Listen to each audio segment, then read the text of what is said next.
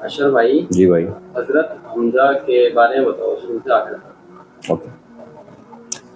حضرت حمزہ ابن عبد المطلب علیہ السلام، ان کے بارے میں آتا ہے روایتوں میں کہ آپ نبی علیہ السلام کے چچا ہیں سگے، اور آپ ہم عمر بھی ہیں نبی علیہ السلام کے، اور ایک طریقے سے دوست بھی ہیں. ٹھیک ہے. تو انیشلی جب نبی علیہ السلام سب کو دعوت دے رہے تھے، تب تک آپ نے اسلام قبول نہیں کیا تھا حضرت حمزہ نے. تو ایک روایت میں آتا ہے کہ آپ نبی علیہ السلام صفا کے درمیان شاید کہیں بیٹھے تھے، اور اتنے میں ابو جہل وہ آتا ہے نبی علیہ السلام کے پاس میں، انہیں الٹا سیدھا کہنے لگتا ہے، اور حتیٰ کہ روایت میں یہ بھی آتا ہے کہ ان کو نعوذ باللہ گالی بھی بکتا ہے، بہت ساری چیزیں.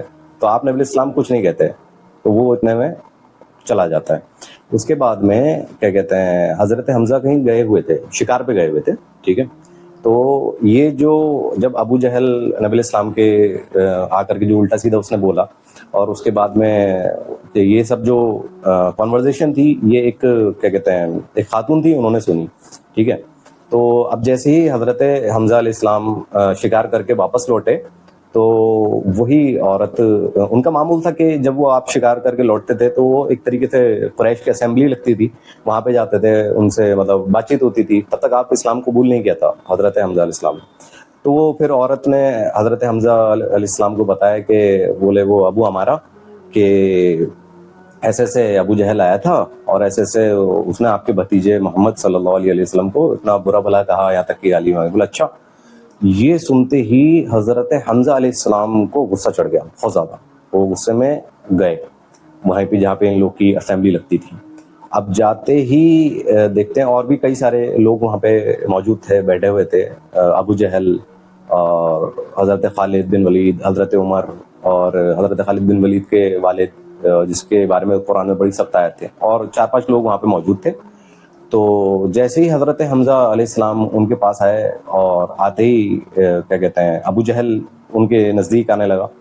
تو روایت میں آتا ہے کہ حضرت حمزہ علیہ السلام نے جو ان کا جو وہ تھا نا تیر کمان، یعنی کمان جو تھی، وہ اس کے سر پہ ماری ابو جہل کے، اور اس کا سر پھٹ گیا. ٹھیک ہے. اور اس سے کہا کہ بولے تم کیا سمجھتے ہو کہ محمد کیا اکیلا ہے صلی اللہ علیہ وسلم؟ بولے میں اس کے ساتھ میں کھڑا ہوں. اس کو کچھ بھی کہنے سے پہلے کئی بار سوچ لینا. تو یہ کہہ کر کے آپ چلے گئے. پیچھے سے ان لوگوں نے بولا کہ ہم کچھ کہیں اس کو، بولے منع کر دیا. بولے اگر ہم اس سے کچھ بولیں گے تو اس کے قبیلے والے ہم سے آ کر کے لڑیں گے. تو یہ پھر حضرت حمزہ علیہ السلام آپ نبی علیہ السلام کے پاس پہنچے صلی اللہ علیہ وسلم، اور ان سے کہا کہ محمد صلی اللہ علیہ وسلم دیکھو میں نے ایسے سے تمہارا بدلہ لے لیا، کیا اب تم خوش ہو؟ تو نبی علیہ السلام نے فرمایا کہ اے میرے چچا، مجھے اس سے کیا غرض ہے، میرا نگہبان تو اللہ ہے، مجھے بچانے والا اللہ ہے. مجھے خوشی تب ہوگی جب تم کلمہ پڑھ لو گے. تو بولے بس اتنی سی بات ہے. تو آپ نے حضرت حمزہ علیہ السلام نے نبی علیہ السلام کے نام کا کلمہ پڑھا، محمد عربی کا کلمہ پڑھا، لا الہ الا اللہ محمد رسول اللہ، اور آپ مسلمان ہو گئے. ٹھیک. اب